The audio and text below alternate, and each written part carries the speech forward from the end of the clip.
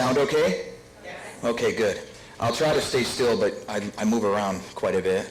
I'd like to talk to you about a professional passion of mine based on some things that I've noticed about men. I know of very few issues in this world where people see the issue and then just turn a blind eye and pretend it doesn't exist, where no resources are spent, no time is devoted. And I want to share with you some research that shows that there's something wrong with aspects of manhood that put men and other people who surround men at risk. It's not that manhood is bad, it's that there's certain parts of manhood that we could raise awareness about and hopefully improve the public health. So we'll see what you think. I'll try to leave time for questions, but my idea is when you see a problem, we should intervene. And we should keep score to see how our interventions work out if we're accomplishing the goals that we wish.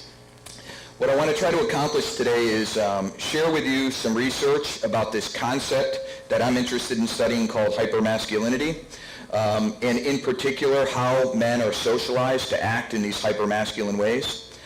I'm going to outline some of the consequences of men adhering to these concepts in their daily lives for us, for them, for everybody.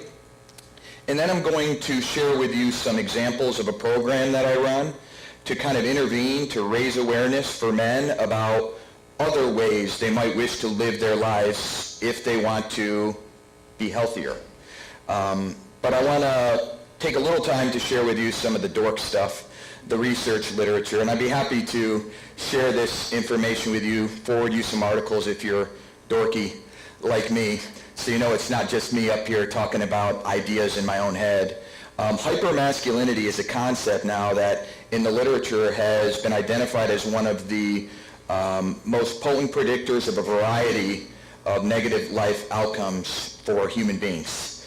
I'll share some of that research in a moment, but first I'm going to tell you what it involves. Men who adhere to these three basic principles collectively tend to be at risk. Their health is at risk. Other people are at risk around them. Problems tend to result when people act in this way. And the idea is that hypermasculine men tend to view violence as a way to be manly. They see violence and aggression as a problem-solving tool that they can use to get through life. They also tend to view danger and risk-taking as exciting ways to live. Not just like, hey, I like to skydive once in a while or go to the casino. I'm talking about it as a pervasive lifestyle choice across a variety of life situations, and display callous attitudes toward women and sexuality, where they see people as objects, where they see acts as means to an end. Collectively, when men adhere to these three personality trait constellations, bad things result, and it's been shown in the literature multiple times. I do want to note very quickly that I'm not talking about extra masculinity. One of the things about this term hypermasculinity is that it is the single worst name for a concept ever created in the history of the world. Because every time, the minute I bet you even some of you are thinking this too, when you talk about hypermasculinity, I get identified all the time as the guy who thinks being a guy is bad, even though I'm a guy. You know, like hyper-masculinity, like there's something wrong with being a man, there's something wrong with being masculine, there's something wrong with manhood. What we're talking about here is this collection of characteristics. In a moment we'll talk a little bit more about this, but manhood in many ways is excellent. In just a moment I'm going to be asking you to think about the men in your life who've made a difference for you. That's manhood. Hypermasculinity is something completely different. So I want to be upfront right off the bat that we are not challenging manhood, and we are not challenging, we are not trying to feminize men or boys. We are trying to raise awareness about some facts, some things that we already know about from our research studies and personal lives that I think guys should have a right to know about as they begin to live their lives so they can make their own choices. It's also not a category. As I sit up here, you know, with the one suit that I have on, the one day I have to put it on throughout the whole semester, I feel like sometimes that people are thinking that I'm saying that I don't possess these characteristics, that I'm some sort of supreme being who just is immune to these societal expectations, and that is not the case. This is not a category, it's on a continuum. We're all exposed to information about pressures to be masculine, pressures to act in certain ways that we might not be comfortable with, and women and men are all aware of the rules when it comes to masculinity and manhood, and we're going to do a little exercise in a moment to point that out. What we're dealing with here is an ingrained social hypocrisy.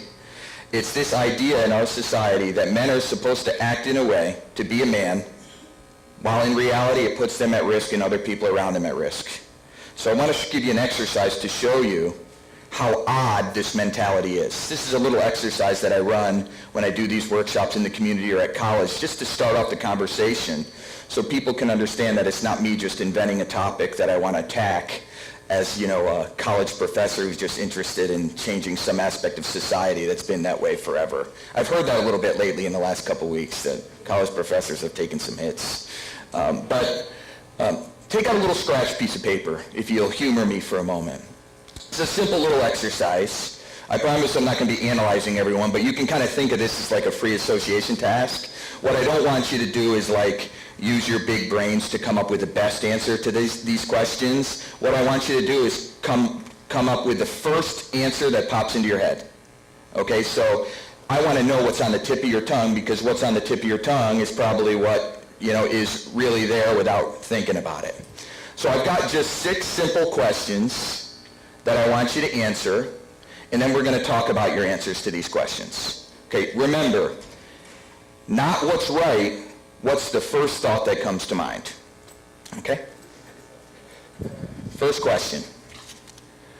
What word comes to mind to describe a girl who pursues a lot of sexual partners because she enjoys sexual contact and has no interest in being in a committed relationship?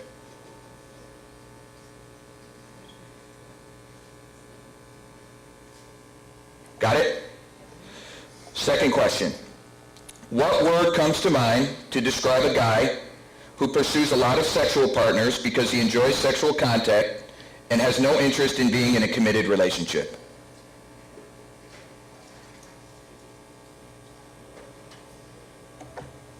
Okay. Number 3. Well, maybe we'll talk about those two. Could anybody share with me the answers you put to number 1? Any brave souls out there? Slut? Slut, hoe? Promiscuous. I did this workshop at the Capitol with some of the staff members of some of the congressmen, and I do the exercise a little differently.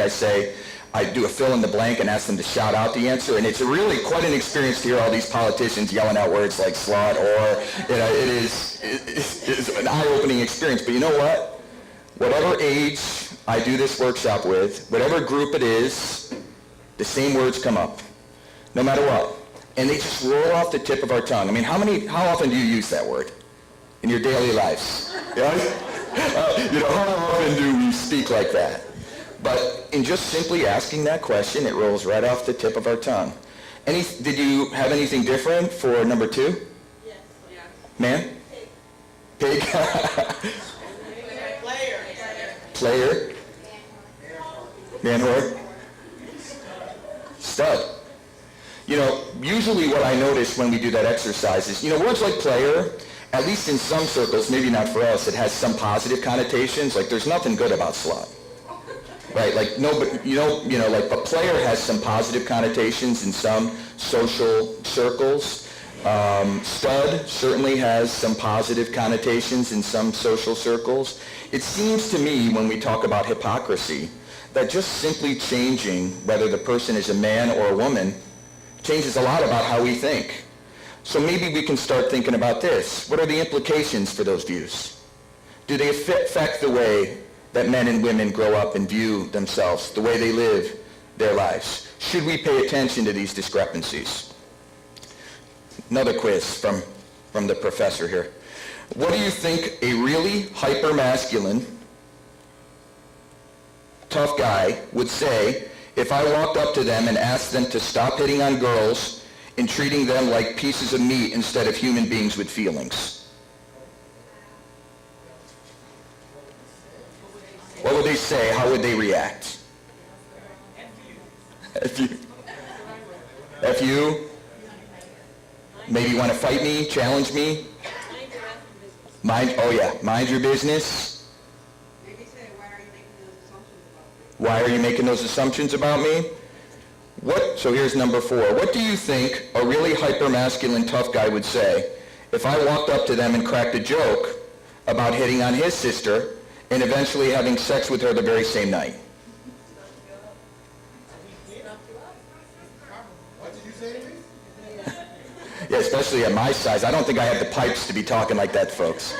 How do you make Camry's style even bolder? Excuse me? Boy, that was creepy. That's not part of the test. That was creepy. I thought God was talking to me. He approves. You see the discrepancy here, right? Like, it's really interesting to me that when you walk up to a really hyper-masculine guy, they want to act and treat people the way they want to treat them.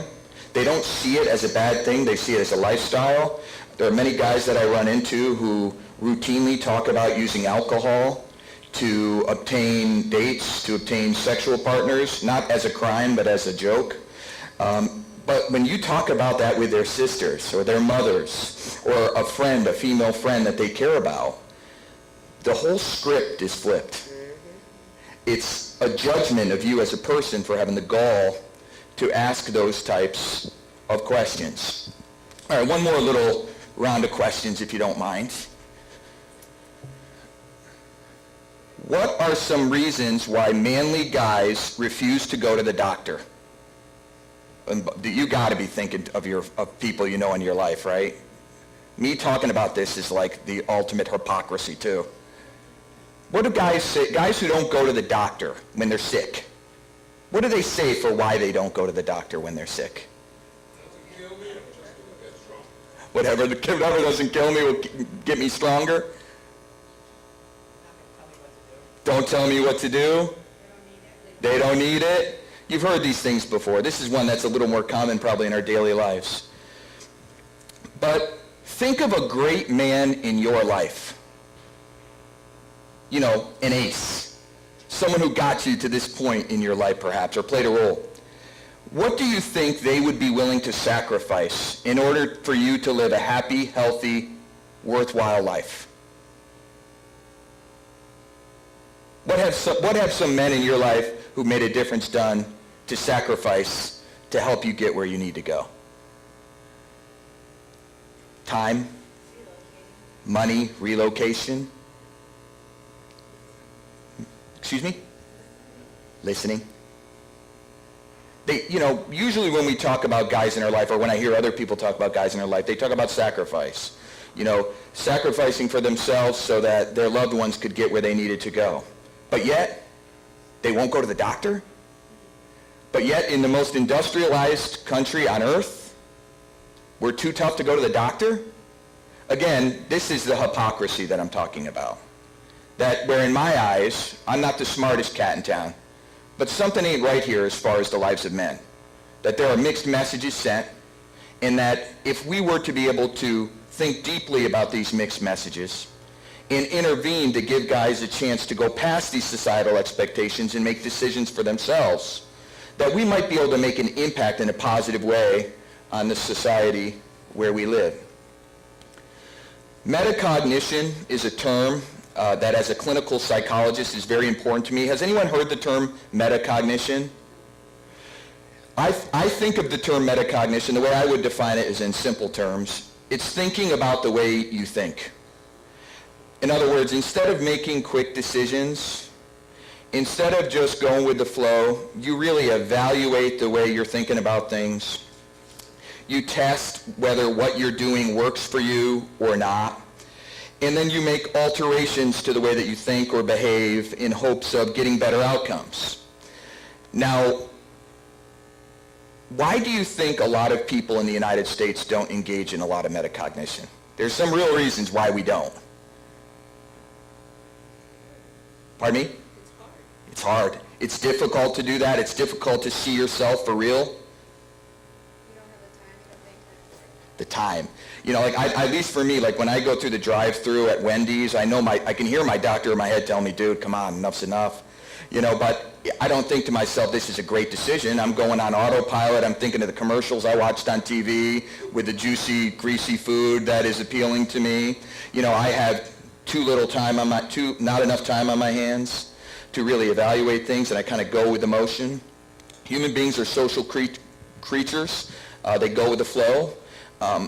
But if we could encourage men, or if we could at least think about how men think, if we could really evaluate how things go in society, if we could slow it down in this next hour and evaluate things, I think we would realize that these types of expectations, these types of hypocrisies represent a significant societal problem. So I'm going to make my argument for why that's the case. I got to update this one, but I haven't been watching too many sports. My 2-year-old and 4-year-old keep me pretty busy. I wish one of these Sundays I could just sit back and watch every game. Someday. It's in our hobbies. It's in our interests.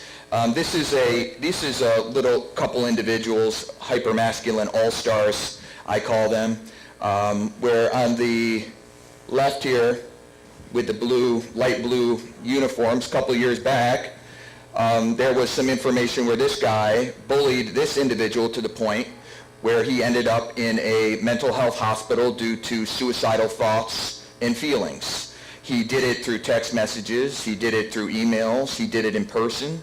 He shamed the person in front of his peers. He used words. He didn't do anything physical. And as a result, this person kind of broke down emotionally.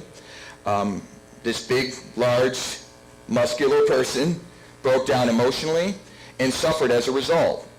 And it was kind of interpreted down here as that's just the way it goes. If you're physical, if you're strong, if you're aggressive, it's almost as if this individual is implying that you have to be strong and aggressive in the words that you use as well. That it's out of our control.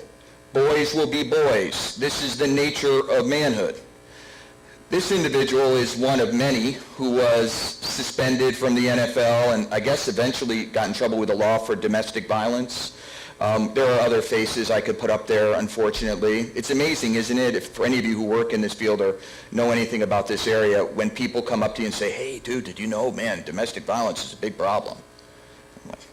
Because it's in the NFL and everyone thinks it just started or something, and it hasn't been going on for decades and decades and decades. But a lot of people, successful, rich business people who run these organizations, they excuse these behaviors, at least to some degree. They say, well, you know, it's an aggressive subculture. Athletes, you know, they're pretty tough customers. You know, it's tough to turn it off. But imagine if we use that excuse. Like imagine if after a bad day of work, we could yell, scream, carry on, and attack our loved ones just because our boss treated us like crap that day. We can't do that. Other people can't act that way. We're expected to manage ourselves. So what is this hypocrisy where somehow, some way, men get away with things that are not appropriate? It's in our music.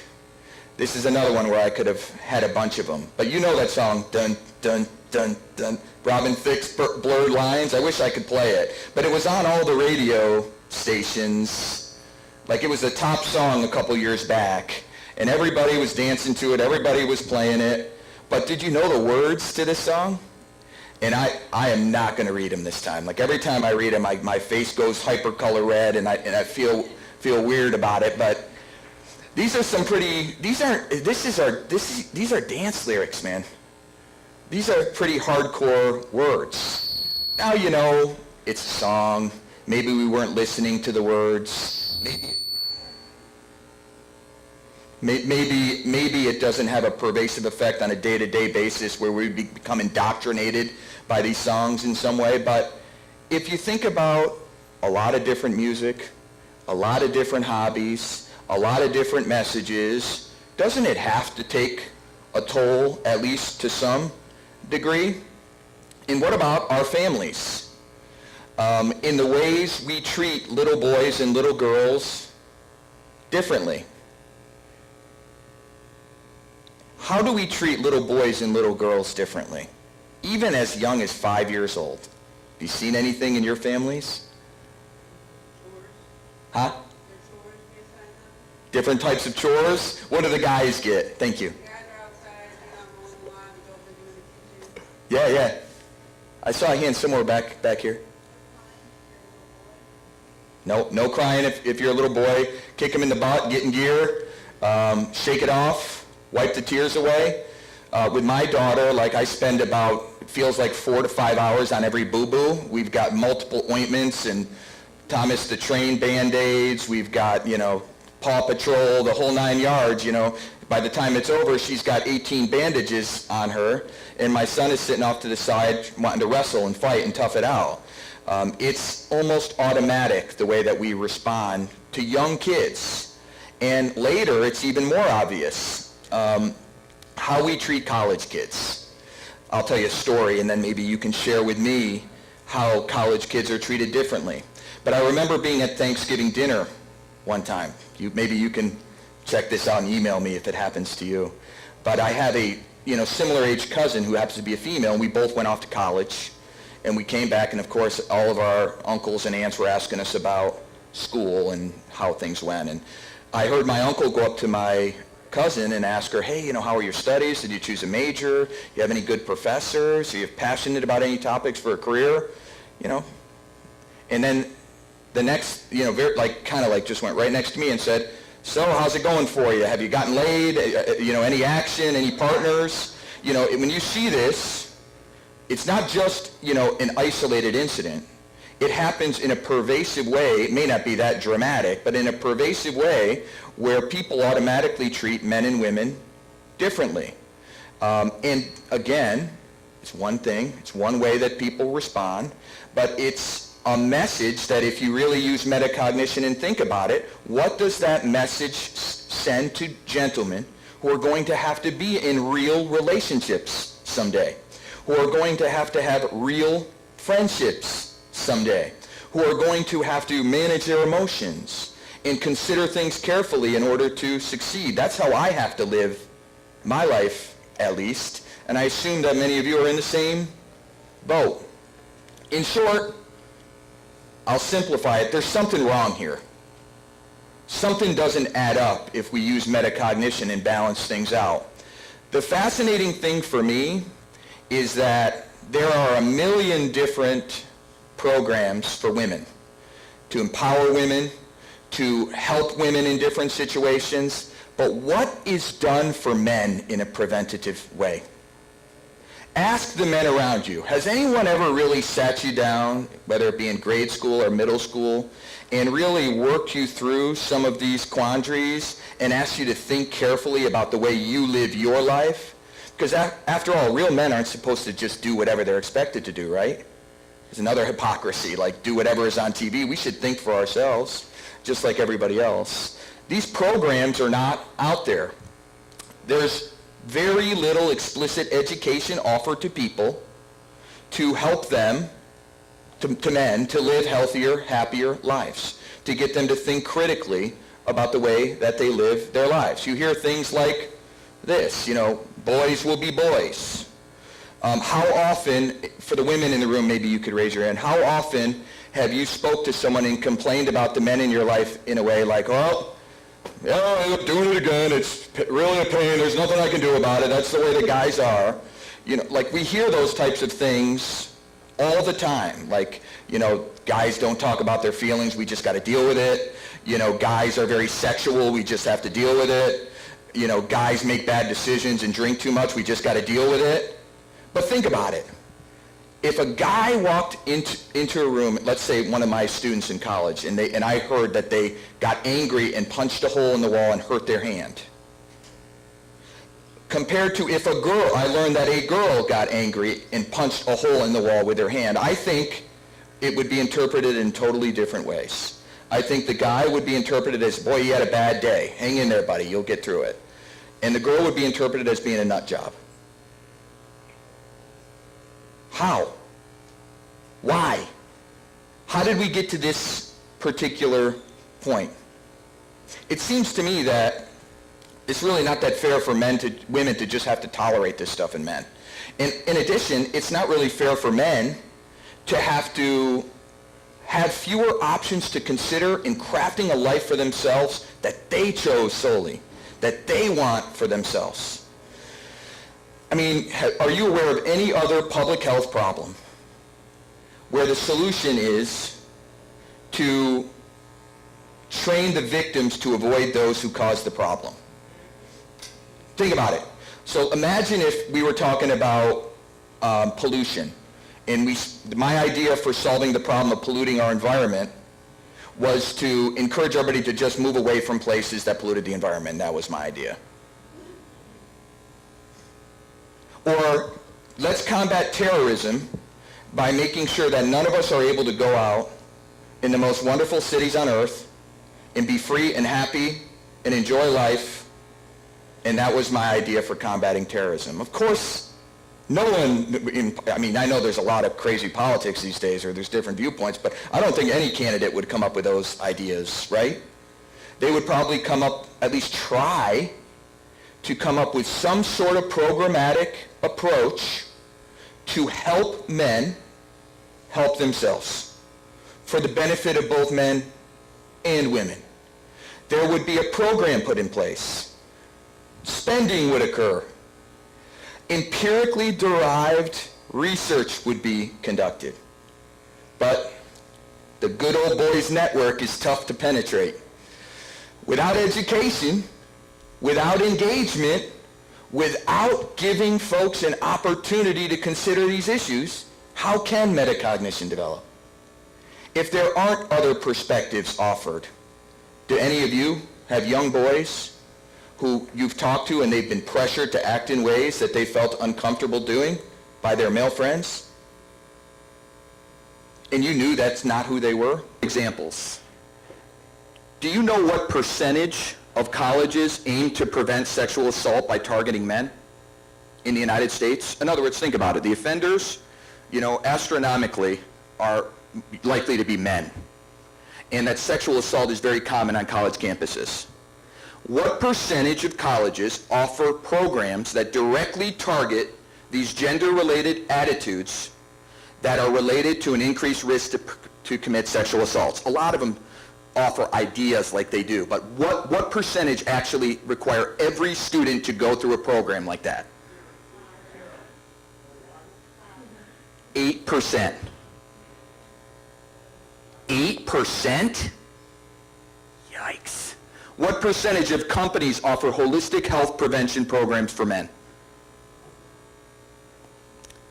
I don't know what the research says on that one, but I've been to a couple companies and I haven't seen nothing.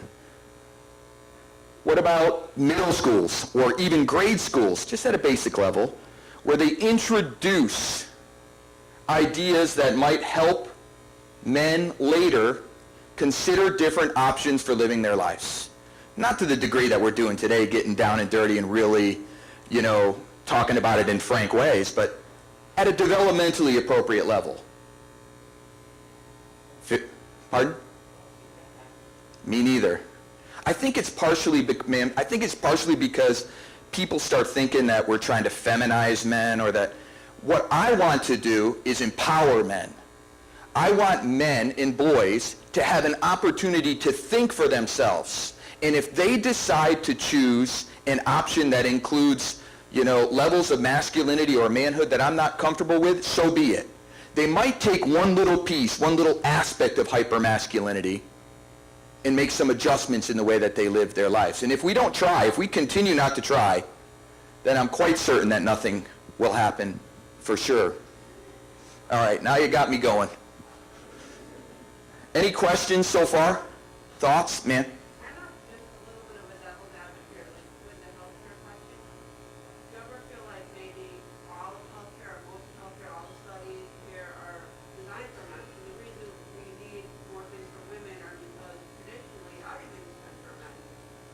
Well, I definitely think that when it comes to a variety of different issues, that might be the case. But when it comes to healthcare, I'm not so sure. I think that for a long time, men haven't been pursuing healthcare. And I think, let me be very clear, I don't think the programs designed to help women are wrong. That would be outrageous. I think that the programs on our campus to promote women's health or the programs at work to promote women's health and wellness are fantastic.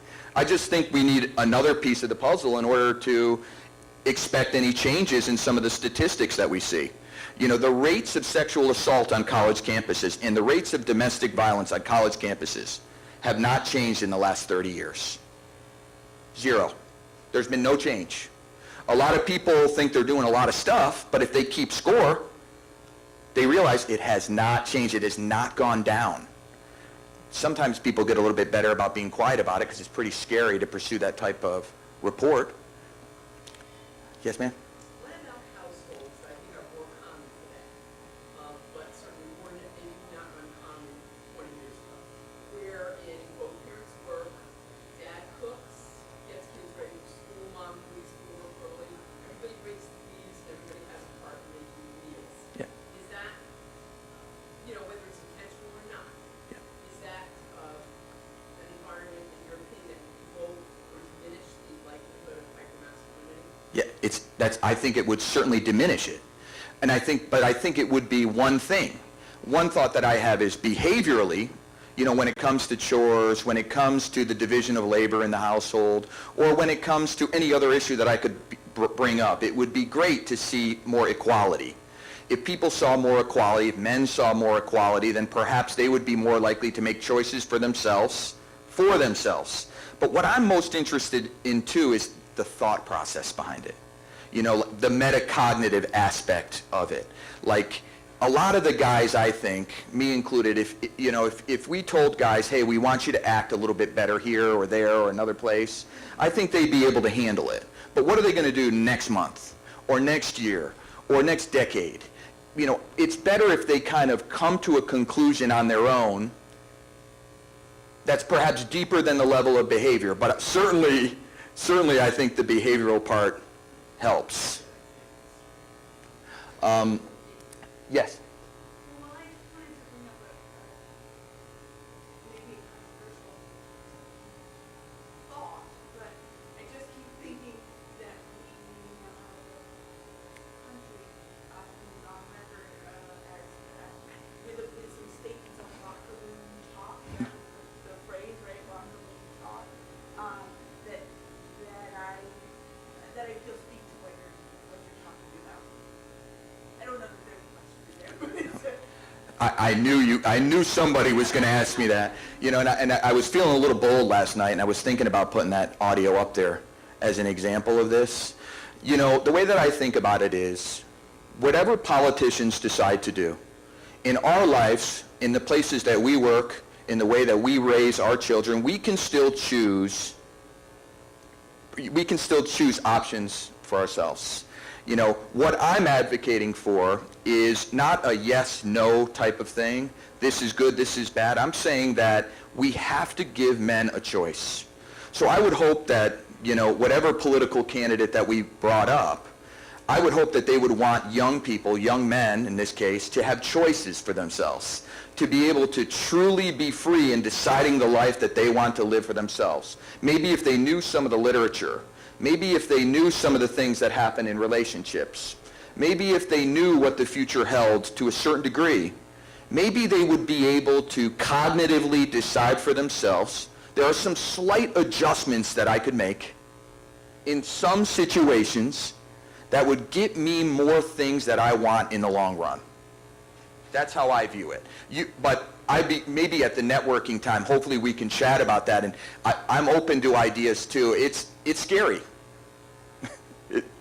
I wish I had something more to say than that. When you offer perspectives that are new, that are different than what many social institutions have put forward for a long time, some people just automatically reject it. So these are the consequences. I'm going to buzz through these because I want to have time to show you some of my interventions, some of my workshop stuff, but some of the stuff that I use, and maybe have time so you can offer your perspectives. But the research is there. Hypermasculinity is a predictor of many types of violent crime. Men who adhere to the standards that we talked about earlier are more at risk to commit acts of sexual assault, domestic violence. They're more at risk to have accidents of virtually all types, to engage in binge drinking and drug use. By the way, we know now from the literature that drinking in college is not harmless. If you binge drink to a significant degree, it can have lasting impact on your neurological development that might not rear its ugly head until you're, in middle adulthood. Avoiding doctors and mental health treatment providers. I'm depressed and anxious, and I'm not going to do anything about it. These types of things are problematic because it's not just the men that are affected, but it's all of us that surround these men. We are affected too. Children, women, other men. It's a pebble in the pond type of thing, at least in my opinion. Men die younger than women by about 6.5 or 7 years, and it wasn't always the case that men died younger. A couple hundred years ago, that was just about even. And hypermasculine men in particular die younger than men who are not as hypermasculine. I mean, it's a pretty aggressive mentality, right? Cutthroat, kind of amps up the cardiovascular system from a biological perspective, I'd imagine. And, they use sex to affirm control in interpersonal relationships. Just think about real relationships, not college relationships. Like a lot of the young people, they think they know what relationships are all about. They don't understand that a lot of time you have to go home and play parcheesi and solve the problems of the world, through conversation. But a lot of men, at least in today's society, don't understand the way that relationships really work.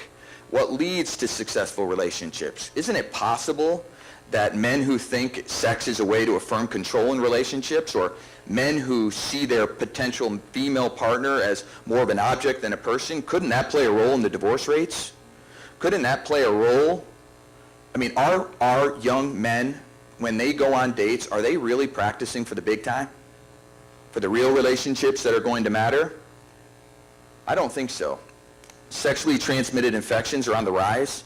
25% of college students, the most recent research studies show, have genital herpes simplex 2, which is permanent right now. There's no cure for it. It can be managed. It's not the end of the world, but you're supposed to talk to your partner about it. You're supposed to admit it, and so that the disease doesn't spread. 25%. So this idea of multiple sexual partners, seeing people as objects, not seeing the emotional aspects of people, it's not just words. It has real consequences. So what can we do? My big thing is, I'm not sure exactly what we should do, but I sure as heck think we should do something. I think that we should intervene, create programs to raise awareness, and keep score in regard to how those programs work. How men feel about those programs, how they feel about the people running those programs, and whether or not their personality or cognitive or behavioral variables change at all when we implement these programs. Let's not just do stuff for the sake of doing it. Let's keep score and see what works. Well, I have a program that is empirically supported. We've run it with 250 people, and we see dramatic changes over the course of a 6-month period. Well, it can be 3 months too, where men's levels of hypermasculinity go down. Their levels of life satisfaction go up. Their levels of personal control go up.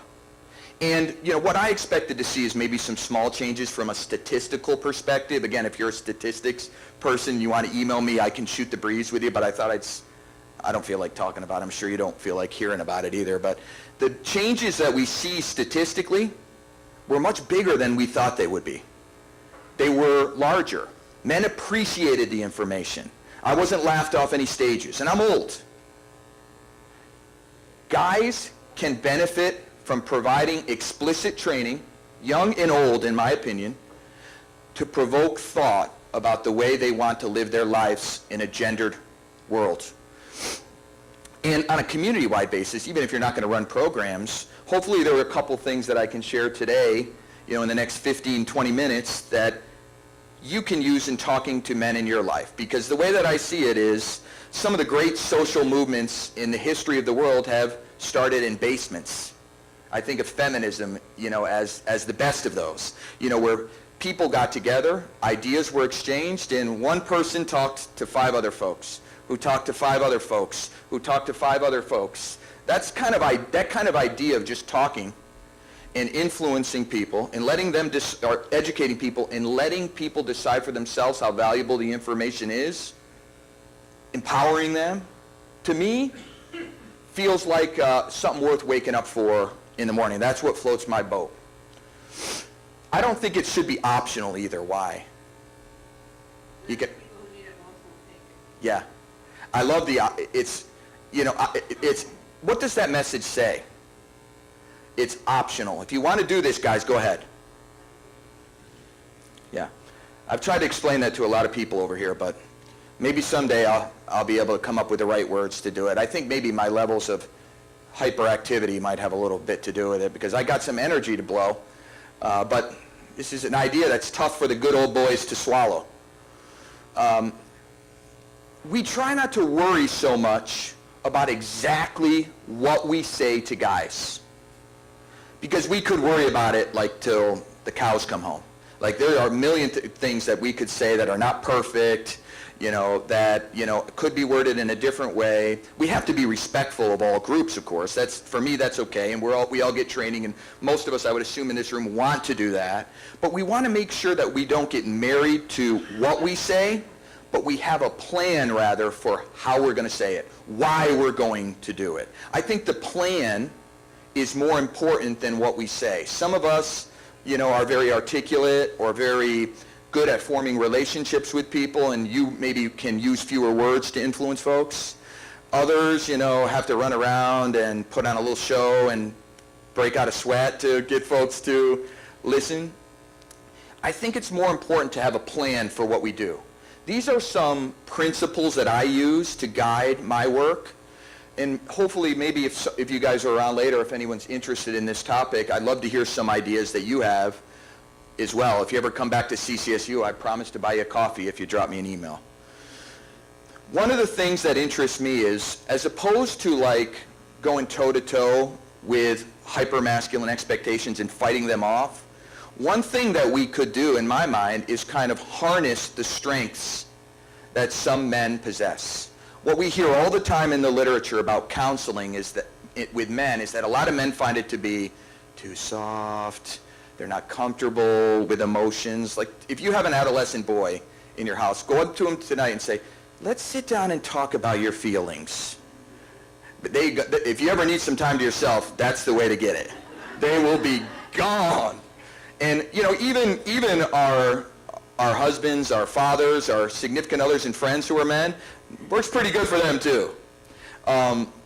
So the coaching movement is the idea that maybe we should be a little bit more aggressive in the way that we teach men, more direct, like coaches. These kids in school or people on athletic teams, those coaches beat the crap out of the people on their teams, I've always wondered how it works. You're probably not surprised to know I'm not. Sometimes there's some swearing with these coaches interacting with their athletes. Sometimes there's frank language. It's very direct. They challenge guys. Well, why can't we do that in the work that we do with men? Why can't we harness some of this mentality to really take a close look at the way that they live their lives? I'll give you a couple of examples. One of the exercises that I do is, hopefully I don't make anybody cry today, including myself, but I talk about the worst club on earth. You don't have to raise your hand this time, but how many of you have been in a situation where you lost someone and often wish that you could have told them what they really meant to you at the core? Where you wish you could have told them what they meant to you. And in every room, if you're like me, hands go up, maybe a quarter of the room or even half the room raise their hands. And I ask, how does that feel? Not sharing your feelings. Not letting your feelings be known. And very often the guys describe feeling helpless, sick, sad, anxious, regretful. So I challenge them to, let's test out how sharing your feelings will go. Tonight, call someone you really love and tell them what they mean to you. Tonight. If it feels like shit, never do it again. No, really. If you get laughed off the stage, then don't do it anymore. Let's test it. Don't just listen to me. I'm like a middle-aged guy who's just walking up here telling folks how to act. But test it out for yourself. See what you do for that person. See how it feels for you when you get it off your chest and say those things. And then tell me that sharing emotions is a bad thing. Let's test it out. Let's try it. I mean, after all, we're guys, we do what we want to do. Can't we do what we want to do in this situation and test out a new mentality just to see how it fits? Or let's think about those loved ones who've served our military. I have this video. I had a person, I got invited to talk to the National Guard. I got invited to talk to a couple of different groups, military groups, and I had a student who served overseas in Iraq. And he shared with me a couple videos, and he shared some of his stories. And he encouraged me to talk to folks, young people and old people alike, about the military veterans in their life and how uncomfortable they are in sharing their feelings and sharing their thoughts and how they think it's going for them. How many times have some of us just wished that we could, wave a magic wand and give these people in our lives the opportunity to really vent, to just get it all out there, I mean, easier said than done, I'm sure. The most dangerous thing that I do is walk to my car. I can't really cognitively grasp what it's like to sacrifice in that way.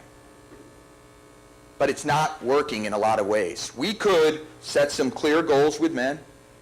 We could bring real-world examples that they can feel and see, and then we're going to have to trust them to see what they do with it.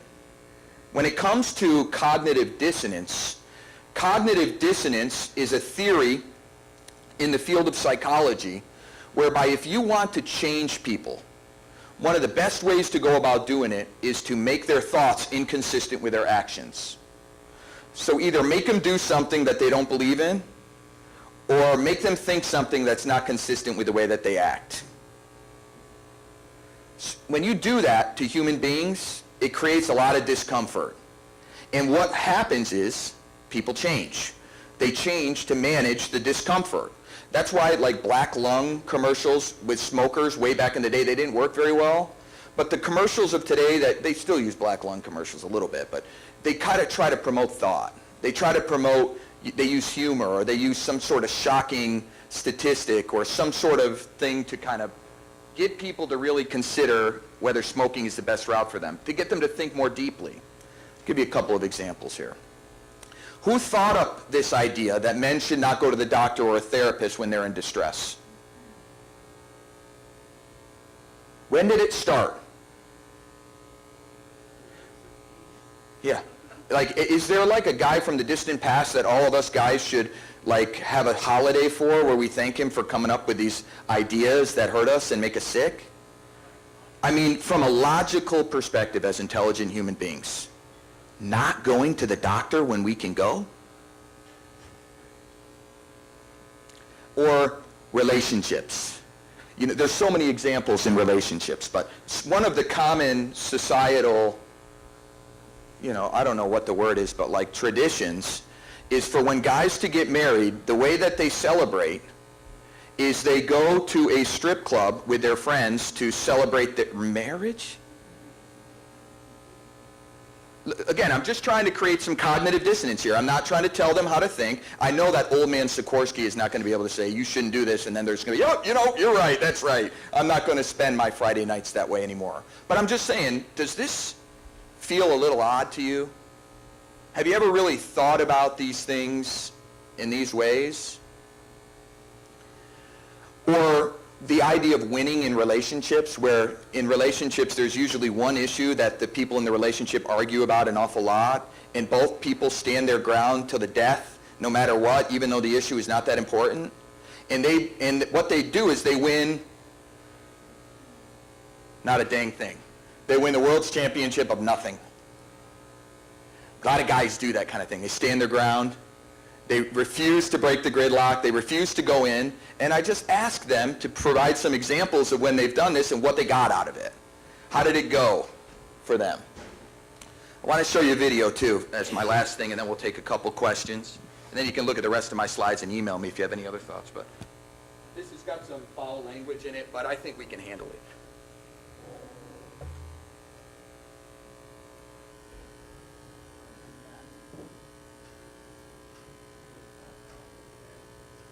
This is from a delightful show a couple decades back called The Man Show. Fios is Oh, great. not cable. We're wired differently. That means incredibly fast 150 meg internet for the holidays. So in the 3.7 seconds it takes Gary Watson to beat the local sled jump record, Fly, Gary, fly. his friend can download 13 versions of the perfect song. His sister can live stream it, while his mom downloads how to set a dislocated shoulder. Get 150 meg internet, TV, and phone for just $79.99 per month online for the first year. Cable can't offer that. Only Fios I got to can. 11:10, right?